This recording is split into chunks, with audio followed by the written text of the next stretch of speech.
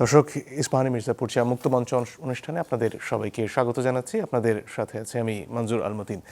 আজকে একটি বিশেষ উপলক্ষে আমরা এখানে কথা বলবো, সেটা হচ্ছে স্বাধীনতা পুরস্কার ঘোষণা হয়েছে। আপনারা জানেন সেখানে প্রয়াত প্রধানমন্ত্রী বেগম খালেদা জিয়া সহ 20 ব্যক্তি এবং প্রতিষ্ঠান স্বাধীনতা পুরস্কারে ভূষিত হয়েছে। তাদের মধ্যে আছে SOS children's village in Bangladesh. তাদেরকে এই পুরস্কার পাওয়া উপলক্ষে আমরা অভিনন্দন জানাচ্ছি।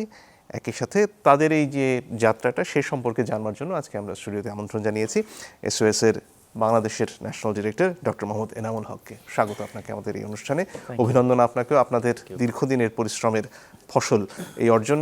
প্রতিষ্ঠানের আসলে প্রতিক্রিয়া কি এই পুরস্কারটি পাওয়ার পরে? আপনাকে অনেক ধন্যবাদ এবং চ্যানেল 24-কে অনেক ধন্যবাদ এই অনুষ্ঠানটা আয়োজন করার জন্য। সত্যিকার অর্থে আমরা SOS বাংলাদেশের পক্ষ থেকে আন্তরিকভাবেই কৃতজ্ঞতা জানাই বাংলাদেশ সরকারকে, একটা সুন্দর পদক্ষেপ। আমরা গত 3-4 বছর ধরে চেষ্টা করেছিলাম যে এ ধরনের একটা রিকগনিশন পাওয়ার জন্য, কারণ আপনারা জানেন যে SOS বাংলাদেশ 1972 সাল থেকে বাংলাদেশে কাজ করছেন। তো সেই হিসেবে একটা স্বীকৃতি, বিশাল একটা অর্জন। এর জন্য আমরা সবাই অত্যন্ত খুশি এবং কৃতজ্ঞ। SOS এর যাত্রাটার কথা যদি একটু আপনার কাছ থেকে বিস্তারিত শুনতে চাই। বৈশ্বিকভাবে এর যাত্রাটা কিভাবে শুরু হলো এবং সেখান থেকে বাংলাদেশে 1971 সালের মহান মুক্তিযুদ্ধের পর যে যুদ্ধবিধ্বস্ত অবস্থা, অসংখ্য শিশু যাদের আসলে দেখার কেউ নেই, সেখানে বাংলাদেশে যখন SOS এর তরফ থেকে কার্যক্রম শুরু করা হলো, সেই যাত্রাটা কীরকম ছিল? 1949 দ্বিতীয় বিশ্বযুদ্ধের পরপরই অস্ট্রিয়াতে প্রথম SOS চিলড্রেন্স ভিলেজ ইন্টারন্যাশনালের যাত্রা শুরু হয় এবং সেখান থেকে আস্তে আস্তে পৃথিবীর বিভিন্ন দেশে, এখন 136টা দেশের বেশি দেশে আমাদের এই কার্যক্রমটা পরিচালিত হচ্ছে। এবং বাংলাদেশে মহান স্বাধীনতা যুদ্ধের পর 1972 সালে প্রথম আমরা আমাদের যাত্রা শুরু করি ঢাকার শ্যামলীতে। এবং সেই সময় প্রেক্ষাপটটা ছিল যে ওই সময় অনেক ছেলে মেয়ে তাদের বাবা মা হারায় এবং অনেক যুদ্ধ শিশুও তখন, যাদেরকে আশ্রয় দেওয়ার জন্য বাংলাদেশ সরকারও নানানভাবে চেষ্টা করছিল কারা আসতে পারে। এবং SOS তখন এই ডাকে সাড়া দিয়ে ঢাকার শ্যামলীতে প্রথম SOS চিলড্রেন্স ভিলেজের যাত্রাটা শুরু করে। এবং চিলড্রেন্স ভিলেজে শুধু তারাই আসে যাদের আসলে পৃথিবীতে কেউ নাই, পিতৃমাতৃহীন ছেলে মেয়ে এবং পিতৃমাতৃহীন হওয়ার ঝুঁকিতে আছে যে সমস্ত ছেলে মেয়ে, তাদেরকেই চিলড্রেন্স ভিলেজে একটা মাতৃস্নেহে, একটা পারিবারিক পরিবেশে, ভাই বোনের সান্নিধ্যে বড় করার একটা প্রয়াস। আমরা বলি ফ্যামিলি লাইক কেয়ার। অনেকটা একেবারে কৃত্রিম অরিজিনাল ফ্যামিলি না, কিন্তু একটু ফ্যামিলির মতো করে দেওয়ার চেষ্টা করা হয়। সেখানে একজন মা থাকেন, ভাই বোন থাকেন, একটা ফ্যামিলি, কতগুলো ফ্যামিলি নিয়ে একটা ছোট্ট গ্রাম। এই জন্য বলি আমরা চিলড্রেন্স ভিলেজ। এবং বাংলাদেশে প্রথম ঢাকায় শুরু হয় 72-তে। তখন কি ধরনের যে ব্যবস্থা আপনাদের ছিল? কতজন মানুষ, কতজন শিশু? সেই সময় খুবই অল্প। আমাদের চিলড্রেন্স ভিলেজ ঢাকাতে 15টা ফ্যামিলি হাউস আছে এবং সেখানে 13টা ফ্যামিলি হাউসে আমাদের মুসলিম ছেলেমেয়েরা বড় হয়, আর একটা ফ্যামিলি হাউসে খ্রিশ্চান ফ্যামিলি, সেখানে খ্রিশ্চান ছেলেমেয়েরা বড় হয় এবং খ্রিশ্চান মা আন্টি থাকেন। আরেকটা ফ্যামিলি হাউসে হিন্দু ফ্যামিলি, যেহেতু বাংলাদেশ হচ্ছে মেজরিটি মুসলিম কান্ট্রি, এই জন্য বাকি 13টা ফ্যামিলি হাউসেই মুসলিম ছেলেমেয়েরা থাকে এবং মুসলিম মা এবং আন্টিরা থাকেন।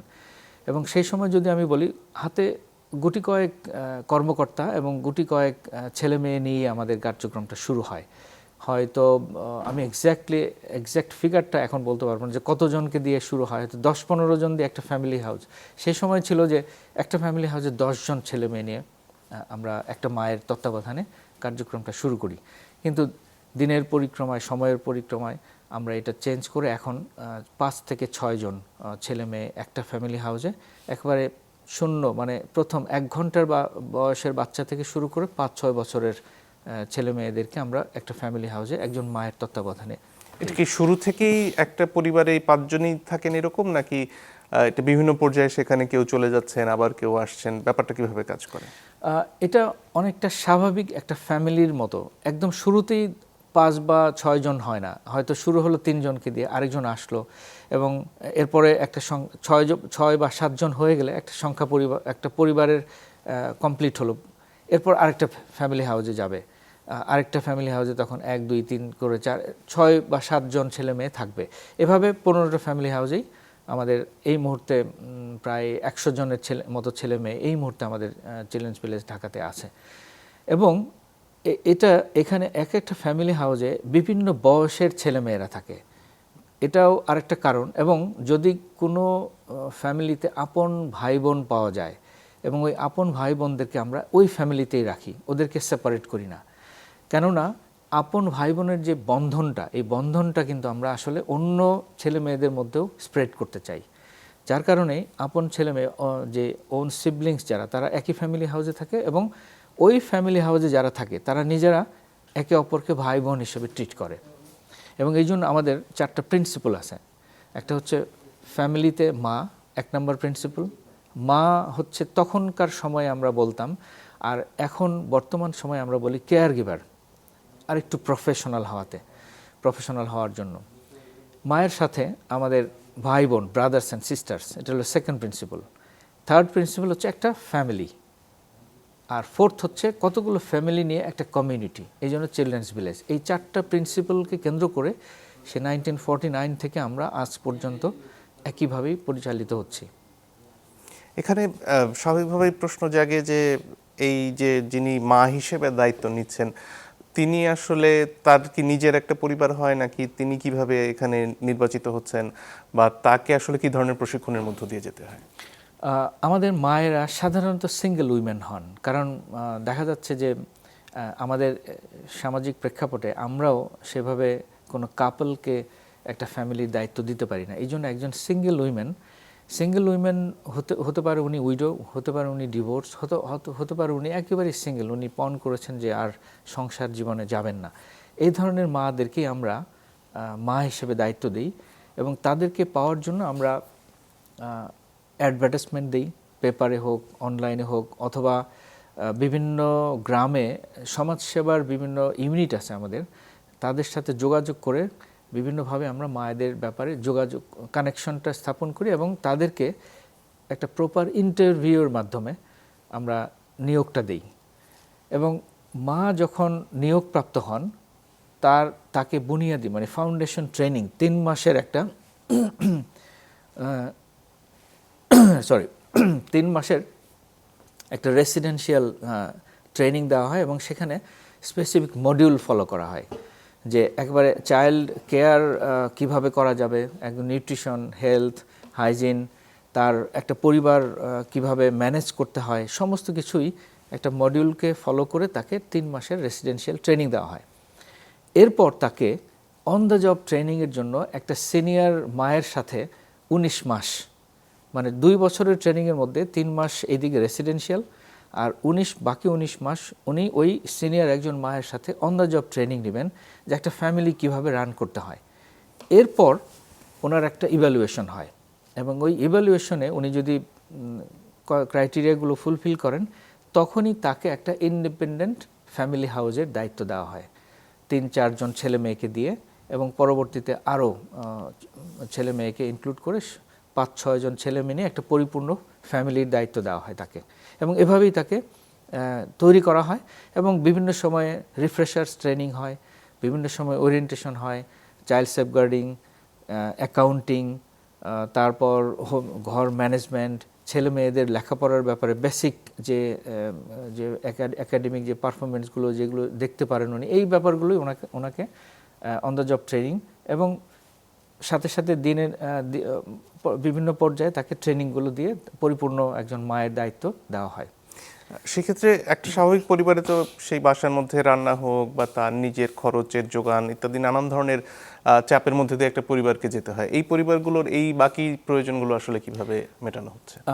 সাধারণত একটা ফ্যামিলি হাউসের কমপ্লিট রেসপন্সিবিলিটি একজন মা, এবং মাকে সাহায্য করার জন্য ওই চিলড্রেন্স ভিলেজে অ্যাডমিনিস্ট্রেটিভ ইউনিট আছে, project director, assistant director, accountant, social worker, youth educator, nurse, এবং সবাই, একজন আন্টিও থাকেন।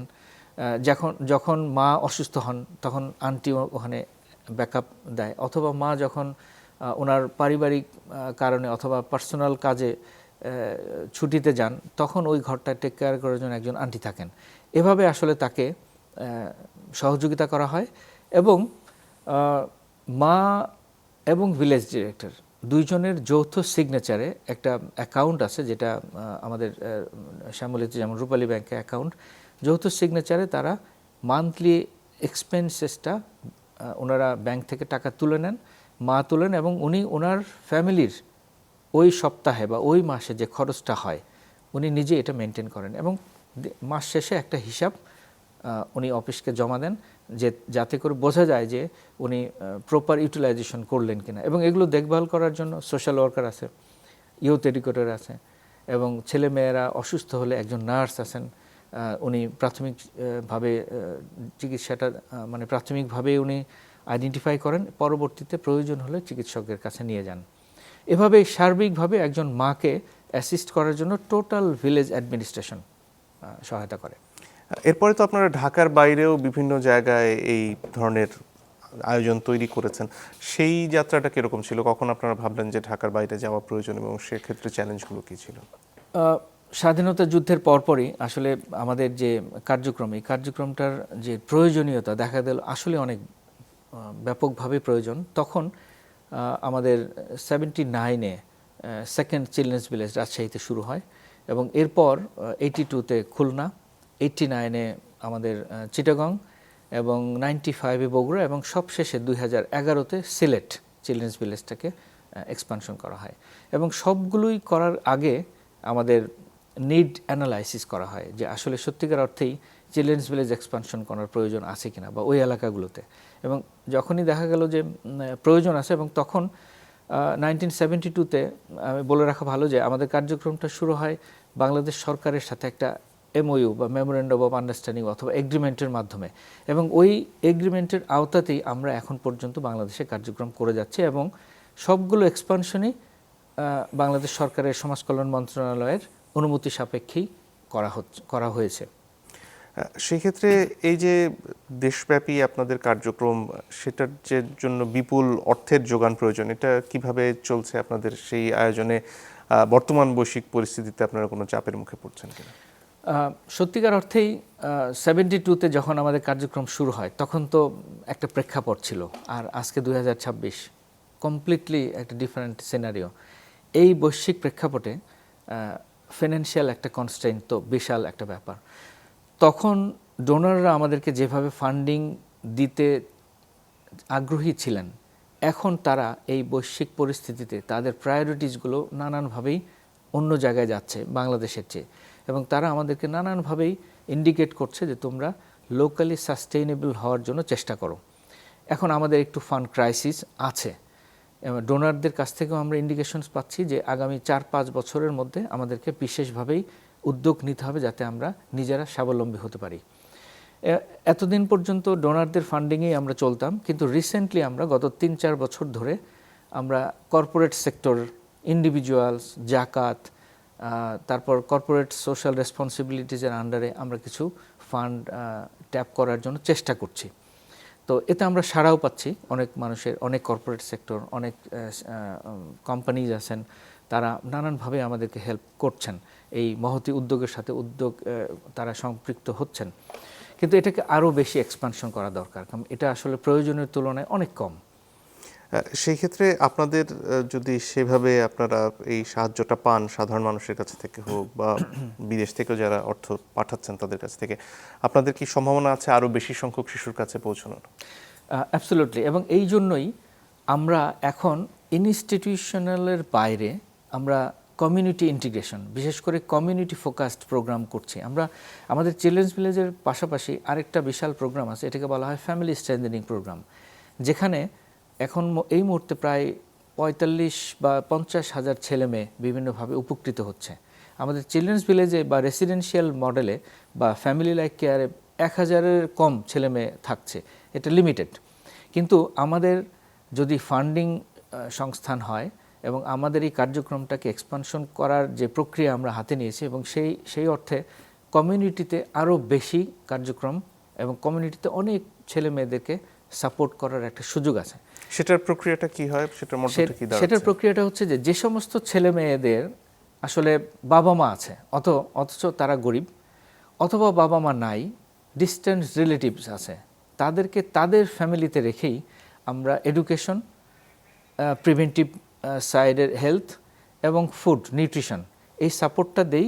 আর এক্সিস্টিং যে রিসোর্স আছে, যেমন হেলথের জন্য আমরা গভর্নমেন্টের যে উপজেলা হেলথ কমপ্লেক্সগুলো আছে তাদের সাথে লিঙ্ক করা, বা প্রাইভেট হসপিটালগুলো আছে তাদের সাথে লিঙ্ক করা, ব্যাংকিং চ্যানেল, তারপর হলো যে সমস্ত মাইক্রো ফাইন্যান্স অর্গানাইজেশন আছে তাদের সাথে লিঙ্ক করে দেওয়া, যাতে করে তারা স্বাবলম্বী হয়। পাশাপাশি আমাদের নিজস্ব প্রোগ্রাম আছে, তাদেরকে লাইভলিহুড সাপোর্ট, স্কিল ট্রেনিং, তারপর ক্লাইমেট অ্যাওয়ারনেস, এডুকেশন, এই সমস্ত ব্যাপারগুলো তাদেরকে আমরা অ্যাওয়্যার করি, এবং বিশেষ করে চাইল্ড সেফগার্ডিং, যাতে কোনো ছেলে মেয়ে অ্যাবিউজের শিকার না হয়, এই ব্যাপারেও আমরা ট্রেনিং দিই এবং ওই কমিউনিটিকে অ্যাওয়্যার করি। জি, আমি যতদূর জেনেছি এইখানেই আপনার বেড়ে ওঠা এবং সেখান থেকে আপনি এই প্রতিষ্ঠানের সর্বোচ্চ পর্যায়ে এসেছেন। আপনার যাত্রাটা কেমন ছিল? আপনি ঠিকই বলেছেন, থ্যাংক ইউ। ইনফ্যাক্ট যতদূর আমার মনে পড়ে 1975 বা 76 এই সময়ে, আমি ঠিক এক্স্যাক্ট ইয়েটা মনে নেই, আমার বাবা খুব অসুস্থ ছিলেন এবং উনি আসলে অপারক ছিলেন, যতটুকু আমি পরে জেনেছি। আমরা দুই ভাই খ্রিশ্চিয়ান মিশনারিজ অফ চ্যারিটিজে আমরা প্রথমে আসি, তারপর সেখান থেকে আমাদেরকে চিলড্রেন্স ভিলেজ ঢাকাতে নিয়ে আসে, এবং তারপর থেকেই আমি 1979-এর দিকে রাজশাহীতে যাই, ঢাকা থেকে রাজশাহীতে যাই, এবং সেখানে একটা ছোট্ট ঘর, ফ্যামিলি, আমার মা এই মুহূর্তে বেঁচে নাই, উনি মারা গেছেন আজ থেকে প্রায় 5-7 বছর আগে। তারপর আমরা তখন 10 ভাই বোন, আমাদের চিলড্রেন্স ভিলেজের 10 ভাই বোন, আমাদের ঘরটাই ছিল প্রথম। তারপর আরও ঘরে অনেক ভাই বোনরা আসলো, এভাবে আমরা রাজশাহীতে 15টা ফ্যামিলি হাউস আছে, এবং সেখানে আমার শৈশব, কৈশোর এবং যৌবন। আমি রাজশাহী লাইব্রেরি স্কুল ক্লাস 3-তে ভর্তি হই, তারপর 87-এ এসএসসি পাস করে রাজশাহী কলেজে পড়ি, 89-এ রাজশাহী কলেজ থেকে পাস করে আমি ভর্তি হই রাজশাহী মেডিকেল কলেজ, তারপর 96-এ পাস করে ইন্টার্নশিপ করে আমি ঢাকায় আসি। ঢাকায় এসে অনারারি করি ঢাকা শিশু হসপিটাল, এরপরে পিজি হসপিটাল, এবং 98-এ আমি চলে যাই অস্ট্রেলিয়াতে মাস্টার অফ পাবলিক হেলথ পড়ার জন্য, এবং 2000 সালের শেষের দিকে আমি ব্যাক করে আমার চাকরি জীবন শুরু হয় ডেমিয়েন ফাউন্ডেশনে প্রথম 2001-এ মেডিকেল অফিসার হিসেবে। সেখানে 2 বছর কাজ করার পর, 3 বছর কাজ করার পর আমি ডাব্লিউএইচও ঠিক ডাইরেক্ট না, এটা হলো গাভি একটা programme, global alliance for vaccine, district immunization medical officer হিসেবে আমার পোস্টিং হয় কুড়িগ্রামে, সেখানে প্রায় 9 মাস ছিলাম মেডিকেল অফিসার হিসেবে। এরপর 2005-এ আমি আমার অর্গানাইজেশন, যেটা আমার root, SOS children's village national অফিসে ডেপুটি ন্যাশনাল ডাইরেক্টর হিসেবে জয়েন করি। তো সব মিলে আসলে হ্যাঁ, SOS আমার জীবনের সাথে একেবারেই ওতপ্রোতভাবে জড়িত, কারণ আমি একেবারে আমার শৈশব অনেক সুন্দর কেটেছে চিলড্রেন্স ভিলেজের ভিতরে। যদিও এখন কনসেপ্টটা হলো এই যে চিলড্রেন্স ভিলেজ একটা সেট আপ, যেখানে একটা কনফাইন্ড রুলস রেগুলেশনস অনেক কিছুই থাকে, সেটা একটা ধরাবাঁধা রুটিন ওয়ার্কের ভিতরে। কিন্তু এই কনসেপ্ট থেকে এখন বের হয়ে ছেলে মেয়েদেরকে স্বাবলম্বী করার জন্য আমরা কমিউনিটিতে তাদেরকে রেখে, যেমন কিনশিপ কেয়ার, নিকট আত্মীয় স্বজনের কাছে রেখেও তাদের মতো করেই ওই কমিউনিটির সমস্ত রিসোর্স ব্যবহার করে কমিউনিটির ব্যবস্থাপনার মাধ্যমেই তাদেরকে রেজিলিয়েন্ট করার জন্য, তাদেরকে বড় করে তোলার জন্য আমরা ব্যবস্থা গ্রহণ করছি, যাতে করে এই ছেলে মেয়েগুলো তারা তাদের নিজস্ব রুটে স্বাবলম্বী হতে পারে এবং ইন্ডিপেন্ডেন্টলি লাইফ লিড করতে পারে, কারো উপর যাতে ডিপেন্ডেন্ট না হয়। আপনার সময়ে যারা আপনার সাথে বেড়ে উঠেছেন ওই পরিবেশে, তাদের সাথে কি এখনো যোগাযোগ আছে? বা আপনার মায়ের কথা, মানে যিনি সেখানে দায়িত্বে ছিলেন মা হিসেবে, তার সাথে সম্পর্কটা কি মায়ের মতোই ছিল? সত্যিকার অর্থে তাদের সাথে অনেকের সাথে আমার এখনো যোগাযোগ আছে এবং তারা অনেক জায়গায় প্রতিষ্ঠিত, অনেকেই ভালোভাবেই প্রতিষ্ঠিত, তাদের প্রত্যেকের সাথে আমাদের যোগাযোগ আছে। আর মায়ের কথা যেটা বললেন, সত্যিকার অর্থে রিয়েল মা আর এসওএস মা ডিফারেন্সটা তো আমার আসলে জানা নাই। আমি তো এসওএস মাকেই আসলে মা হিসেবে জানি। মায়ের সাথে আমার যোগাযোগ ছিল, উনি মানে মৃত্যু হওয়ার আগ পর্যন্ত ওনার সাথে আমার যোগাযোগ ছিল। তো এটা আসলে আমার জন্য বিশেষ করে একটা আমি বলবো যে মায়ের স্নেহ অথবা মা বলতে আসলে কি বোঝা যায়, আমি এসওএস চিলড্রেন্স ভিলেজের মাকে দিয়েই আসলে আমার সামনে সেটাই ভেসে আসে। স্বাভাবিক একটা পরিবারের তো ভাই বোনের মধ্যে লড়াই ঝগড়া ইত্যাদি লেগেই থাকে, আপনাদের কি সেরকম পরিবেশের মধ্যে দিয়ে মানে যেতে হয়? হ্যাঁ, সেটাও সত্যি, এটা খুবই ন্যাচারাল। আমাদের মধ্যেও সেই চিলড্রেন্স ভিলেজেও সেই ধরনেরই একটা পরিবেশ আমরা দেই। তবে হ্যাঁ, আমাদের একটু খেয়াল রাখতে হয় যাতে এক্সট্রিম কোনো ইনজুরি না হয়, এক্সট্রিম কোনো অ্যাবিউজের শিকার না হয়, সেই ব্যাপারটা আমরা প্রত্যেকটা ছেলে মেয়েকেই, এবং আমরাও যখন ছিলাম ছোট সময় আমাদেরকেও বিভিন্নভাবে ট্রেনিং দিত, অ্যাওয়ারনেসগুলো ডেভেলপ করতো যে এটা হচ্ছে গুড, এটা হচ্ছে ব্যাড, এবং এটা হচ্ছে এই লিমিট ক্রস করা যাবে না। ফলে ভাই বোনদের মধ্যে ছোট ভাই বড় ভাই বা বড় বোন ছোট বোনের খুব বেশি যে মানে শত্রুতা বা বন্ধুর মতো হবে এটাও না, কিন্তু একটা স্বাভাবিক আচরণ করার সবসময় একটা সুবিধা ছিল বা ব্যবস্থাপনা ছিল। সাম্প্রতিক সময়ে বাবা মায়েদের জন্য একটা বড় সমস্যা হচ্ছে গিয়ে ইলেকট্রনিক ডিভাইসে সন্তানদের আসক্তি, এবং করোনা মহামারীর সময় আসলে নতুন করে এই ধরনের ডিভাইসের উপর নির্ভরতা বেড়েছে এবং তারই সাথে আসক্তিও বেড়েছে। এই যে চ্যালেঞ্জগুলো, যেগুলো আসলে অনেক সময় নিজেদের একজন বা দুজন সন্তান নিয়ে মোকাবেলা করতে বাবা মা হিমশিম খাচ্ছেন, আপনারা আসলে এই যে আধুনিক যুগের সমস্যাগুলো এগুলোকে কিভাবে মোকাবেলা করছেন? এটা খুবই যুগ উপযোগী এবং খুবই রেলেভেন্ট একটা কোশ্চেন, এবং এটা শুধু সাধারণ পরিবারের মা বাবাই ফেস করছে না, আমরাও আমাদের চিলড্রেন্স ভিলেজেও এটা ফেস করছি। বিশেষ করে করোনার পরে ছেলে মেয়েদের ডিভাইসের প্রতি এক ধরনের আসক্তি বলা যায় হয়ে গেছে, এবং এখানে আমাদের ছেলে মেয়েদেরকে একসাথে আমরা অনেকভাবেই অ্যাওয়্যার করি, সচেতন করি, ডিভাইসগুলোর নেগেটিভ ইম্প্যাক্ট কী, পজিটিভ ইম্প্যাক্ট কী, তাদেরকে নিয়ে আমরা নানানভাবেই ওয়ার্কশপ করি, সেশন করি। তারপরেও কিছু কিছু ছেলে মেয়ে একটু মনে হয় যে তারা মনে হচ্ছে এটাতে বেশি আসক্তি, তো ওদেরকে ইন্ডিভিজুয়ালি একটু কেয়ার করতে হয়। মা একটু আলাদাভাবে তার সাথে একটু বসা, অথবা সোশ্যাল ওয়ার্কার যিনি আছেন তার সাথে একটু আলাদা করে সুন্দর করে বোঝানো যে এটার পজিটিভ নেগেটিভ কী আছে, এবং তোমার ফিউচার যদি করতে চাও তাহলে এতটুকু নেওয়া যাবে, এতটুকু নেওয়া যাবে না। আমরা চেষ্টা করছি, কিন্তু এর মধ্যেও হয়তো 100% সফল হচ্ছি না। অনেক ছেলে মেয়েই নানানভাবে আসক্ত হচ্ছে, এটা একটা আমাদের জন্য এক ধরনের চ্যালেঞ্জ, এবং এই কারণেই আমরা এক্সটার্নাল এক্সপার্ট যারা আছেন, বিশেষ করে কাউন্সিলরদের কাছ থেকে আমরা সাহায্য নেই। যারা সমাজ কর্মী আছেন, বিশেষ করে যেমন ঢাকা ইউনিভার্সিটির কাউন্সিলর প্রফেসর মেহতাব খানম, উনিও কিন্তু আমাদের বিভিন্ন সময়ে এসে আমাদের মায়েদের সাথে কথা বলেন, ছেলে মেয়েদের সাথে কথা বলেন। তারপর ঢাকা মানসিক হসপিটাল, ওখান থেকেও আমাদের এক্সপার্টরা আসেন। তারপর বাইরের কিছু সংস্থা আছে যাদের মাধ্যমে আমরা আমাদের এই শুধু ছেলে মেয়ে না, ইভেন আমাদের মায়েদেরকেও সাইকোলজিক্যাল সাপোর্ট দেওয়ার জন্য তাদের হেল্প নিতে হয়। এই করোনার পরে যে ধরনের এক ধরনের চ্যালেঞ্জ, ডিভাইস এক ধরনের চ্যালেঞ্জ, আরেকটা হচ্ছে মানসিক স্বাস্থ্য।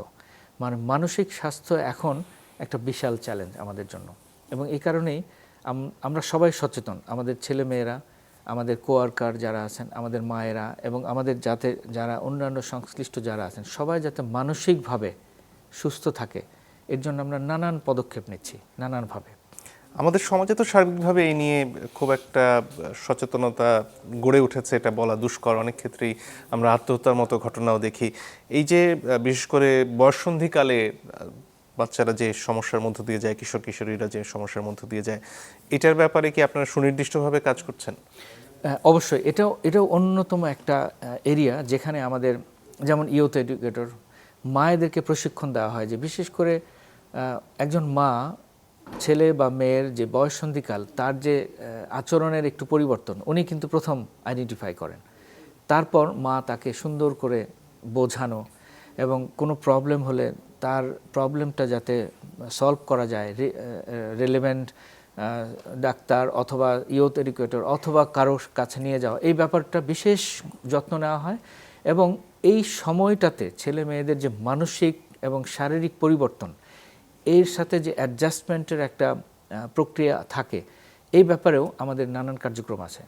ইউথ এডুকেটর যারা আছেন তারা বিশেষভাবে ব্যবস্থাপনা ট্রেনিং করেন, কথা বলেন, বিভিন্ন সময় বিভিন্ন জায়গায় নিয়ে যান, যাতে করে তার মনোটোনাস বা তার মানসিক যে পরিবর্তন, এই পরিবর্তনটার সাথে যে খাপ খাইয়ে নিতে পারে, অ্যাডজাস্ট করতে পারে, তাকে সহায়তা করার জন্য নানান ধরনের পদক্ষেপ আমরা নেই। বিভিন্ন সংস্থার সাথেও আমাদের সংযুক্ত করা হয়, যেমন খেলাধুলার জন্য হয় বিকেএসপির যে সংস্থা আছে তাদের সাথে আমাদের আছে, এমনি প্রাইভেট অর্গানাইজেশন আছে তাদের সাথেও আমাদের আছে। গান, সাংস্কৃতিক যে প্রোগ্রামগুলো হয়, গানের টিচার, নাচের টিচার, রিলিজিয়াস টিচার, মানে সব কিছুই ব্যবস্থাপনা করা থাকে যাতে করে তারা এনগেজড হয় এবং পার্টিসিপেট করতে পারে, যাতে নিজেরা নিজেদের সচেতনতাটা বৃদ্ধি করতে পারে। এসওএস এর কার্যক্রমের মধ্যে বেশ কিছু স্বনামধন্য শিক্ষা প্রতিষ্ঠান রয়েছে। সেই শিক্ষা প্রতিষ্ঠানগুলো কেন গড়ে তোলা হলো এবং সেইগুলো আসলে এই যে আপনাদের মূল যে আয়োজন সেটার সাথে কিভাবে মিলছে? সত্যিকার অর্থে এসওএস সেই সময় 1972-তে যখন যাত্রা শুরু হয়, তখন তো খুব গুটি কয়েক স্কুল ছিল। ইভেন আমাদের ছেলে মেয়েদেরকে স্কুলে যাওয়ার মতো কোনো ভালো স্কুলও তখন পাওয়া যায়নি। যার কারণে অর্গানাইজেশন থেকেই প্রথমে এই মুহূর্তে আমাদের 4টা স্কুল আছে, ঢাকায়, বগুড়া এবং চিটাগং আর খুলনায়। ঢাকায় মিরপুরে আছে এবং সেখানে আমাদের ছেলে মেয়েরা পড়াশোনা করে।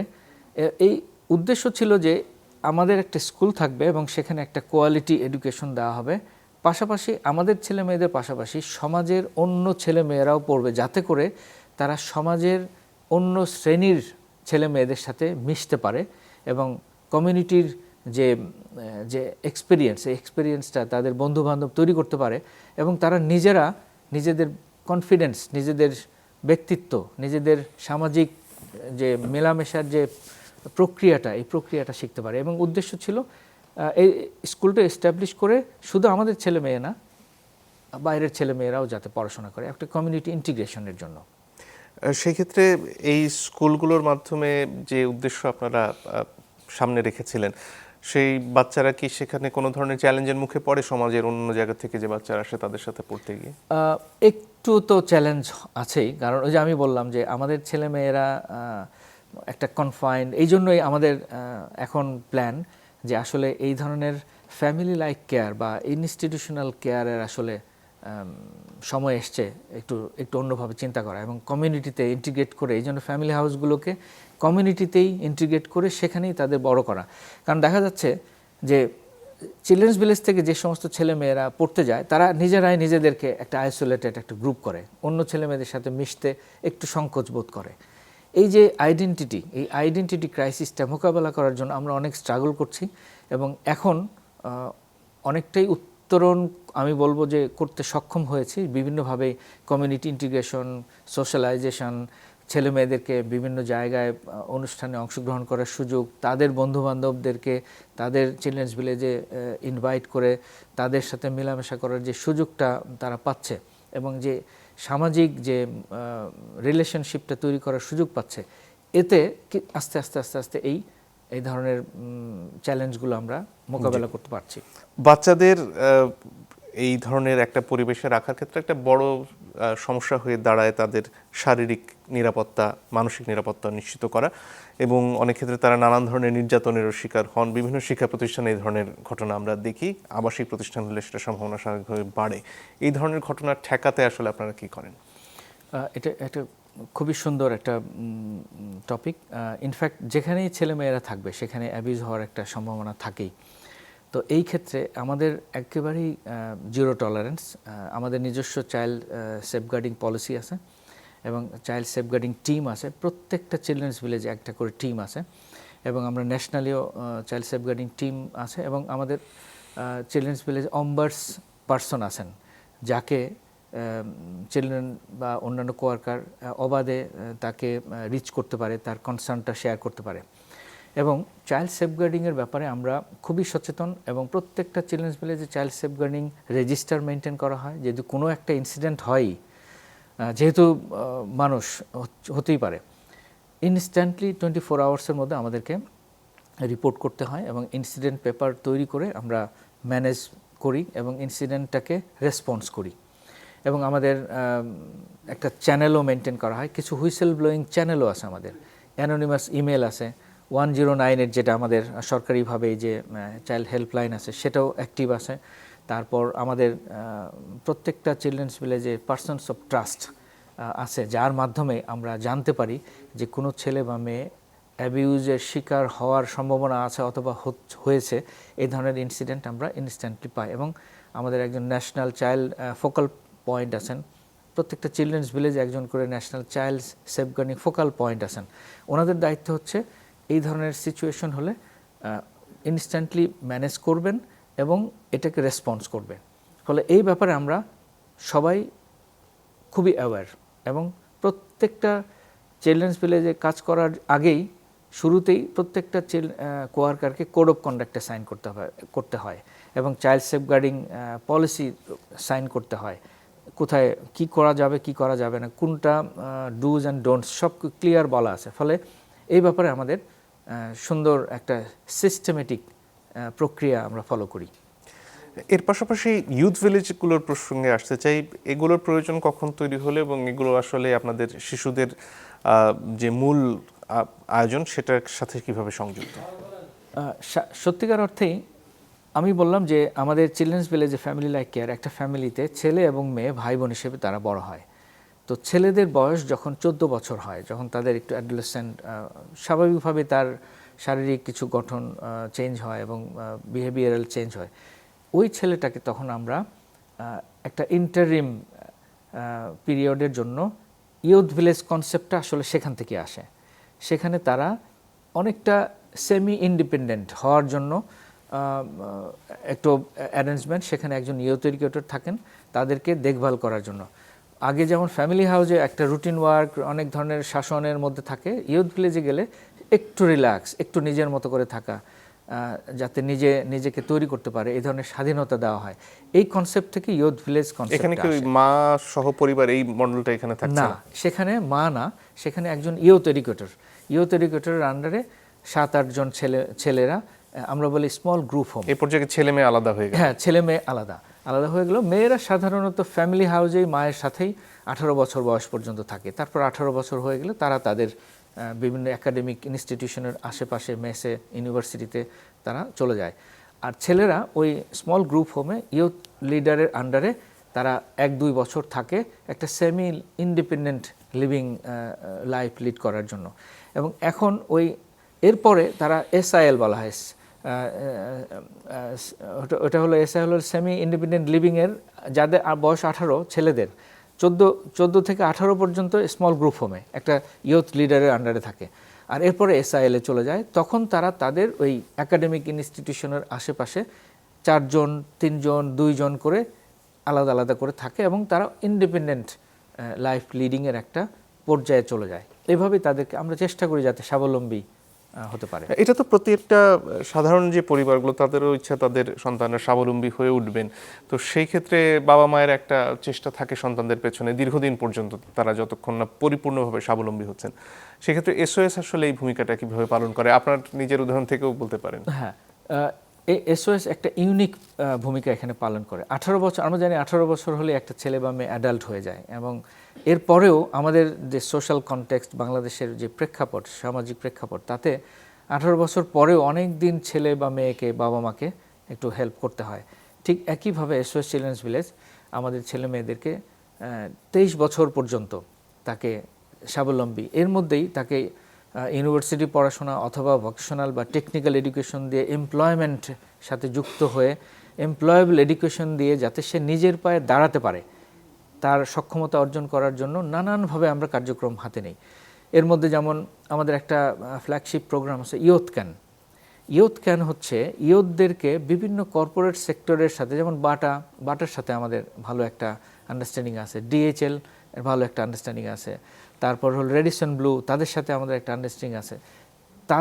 তাদের কর্পোরেট রেসপন্সিবিলিটিজের আন্ডারে তারা আমাদের এই ইয়ুথদেরকে এন্টারপ্রেনারশিপ ট্রেনিং, স্কিল ট্রেনিং, তারপর বিহেভিয়ারাল ট্রেনিং, তারপর একটা ছেলে বা মেয়ের সিভি রাইট করতে হয় কিভাবে, তারপর বিভিন্ন ধরনের অ্যাক্টিভিটিজের সাথে তাদেরকে ইনভলভ করে, যাতে করে তারা সমাজে ইন্ডিপেন্ডেন্ট একজন নাগরিক, কন্ট্রিবিউটিং একজন নাগরিক হিসেবে তৈরি হতে পারে। এই কার্যক্রমগুলো ইয়ুথদের জন্য আমাদের আছে। আপনাদের ছেলেমেয়েরা কি দেশের বাইরেও যাচ্ছে? আমাদের অনেক ছেলে মেয়ে দেশের বাইরে, এই মুহূর্তে প্রায় 40 জনের মতো ছেলে মেয়ে দেশের বাইরে তারা প্রতিষ্ঠিত। কেউ পড়াশোনা করতে গিয়েছে, কেউ সেখানে গিয়ে থেকে গিয়েছে, যেমন আমেরিকাতে আছে, অস্ট্রেলিয়াতে আছে, জাপানে আছে, চায়নাতে আছে, সুইজারল্যান্ডে আছে, নরওয়েতে আছে, এরকম আরও অনেক ছেলেমেয়েরা বিভিন্নভাবে তারা প্রতিষ্ঠিত। এই যে আন্তর্জাতিকভাবে বৈশ্বিক বিভিন্ন সমস্যার কারণে, ধরুন ইউক্রেন যুদ্ধের পরেও অনেক তহবিল ওইদিকে চলে গেল, আন্তর্জাতিকভাবে কি এই পুরো ব্যাপারটা এসওএস চিলড্রেন্স ভিলেজের যে আয়োজন বিশ্বব্যাপী, সেটা কি একটা পরিবর্তনের মধ্য দিয়ে যাচ্ছে? এটা সত্যি।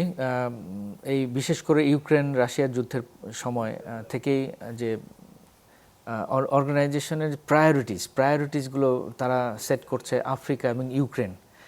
এখন আবার মিডল ইস্টের যে ক্রাইসিস দেখা যাচ্ছে, সেখানেও আমাদের ফান্ডিংটা চলে যাবে সেই দিকে।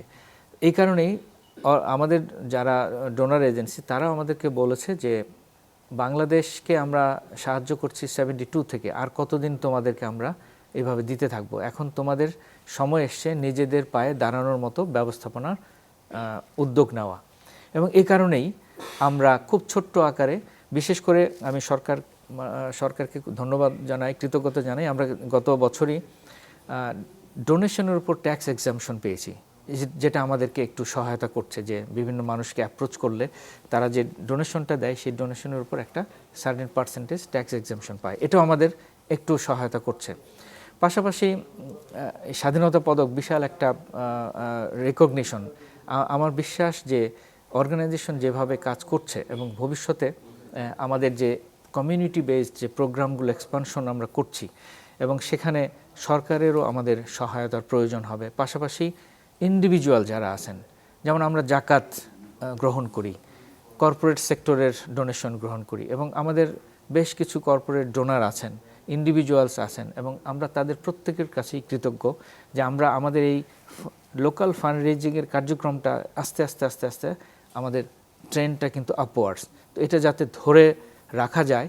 এবং আমার বিশ্বাস যে সমাজের যারা বৃত্তবান মানুষ, হৃদয়বান মানুষ আছেন, তারা আমাদের সাথে থাকবেন, আমাদের এই কার্যক্রমের সাথে থাকবেন, যাতে করে আমরা আমাদের এই ছেলে মেয়েদেরকে তাদের একটা স্বপ্ন দেখাতে পারি এবং স্বপ্নটাকে বাস্তবায়ন করতে পারি। আপনারা যে সংখ্যক শিশুদের পাশে দাঁড়াচ্ছেন, সেটা যে মোট প্রয়োজন বাংলাদেশের মতো দেশে এই ধরনের শিশুর সংখ্যা যা, তার তুলনায় নিঃসন্দেহে অপ্রতুল। এই ধরনের আরও আয়োজন কি করা সম্ভব বাংলাদেশে আপনাদেরটা দেখে? খুবই সম্ভব, কারণ আমরা জানি যে প্রয়োজনের তুলনায় আমাদের সার্ভিস বা আমরা যে প্রোগ্রামটা করি এটা অনেক কম। এটা খুবই সম্ভব, এবং সম্ভব এভাবেই এই জন্যই আমরা বিভিন্ন ধরনের পার্টনারশিপ প্রোগ্রামে যাচ্ছি, যাতে করে অনেক সংখ্যক শিশুকে, অনেক সংখ্যক পরিবারকে আমরা সহায়তা করতে পারি। শিশুদের পাশাপাশি আমাদের আরেকটা টার্গেট হচ্ছে, যে সমস্ত ছেলে মেয়েদের পরিবার বিচ্ছিন্ন হয়ে যাওয়ার সম্ভাবনা থাকে, সেই সমস্ত পরিবারকেও আমরা সহায়তা করি বিভিন্ন ধরনের কার্যক্রমের মাধ্যমে। ওই যে বললাম, family strengthening programme, kinship care programme, community based programme, এবং এটা শুধু আমরা একা না, আমরা আমাদের পার্টনারশিপ প্রোগ্রামের মাধ্যমে কাজ করতে চাই, যেমন street children, child labour, early marriage, climate, এই সমস্ত কাজে আমরা যুক্ত হতে চাই। এই ধরনের কাজের ক্ষেত্রের তো অভাব নেই। আপনাদের এই কাজ অব্যাহত থাকুক সেই আশা জানিয়ে আপনাকে আবারও অনেক ধন্যবাদ এবং অভিনন্দন জানিয়ে আজকের মতো শেষ করছি। দর্শক, আপনাদেরকেও ধন্যবাদ যারা এতক্ষণ সাথে ছিলেন। Thank you.